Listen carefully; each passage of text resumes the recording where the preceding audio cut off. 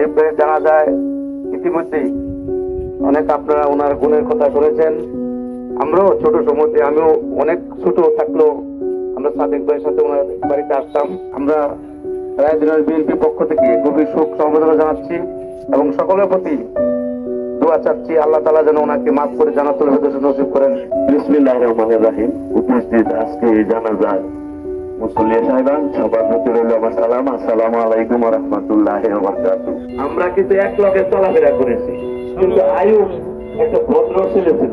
যদি কোনো নিজের অজান্তেও যদি কারো মনে কোনো আঘাত দিয়ে থাকে, তাহলে আল্লাহর হস্তে ওনাকে ক্ষমা করে দিয়ে দোয়া করবো যেন আল্লাহ তাআলা যেন ওনাকে জান্নাতুল ফেরদৌস নসিব করে।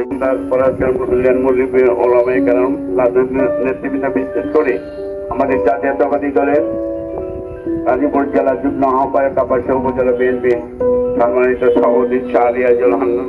বিসমিল্লাহির রহমানির রহিম।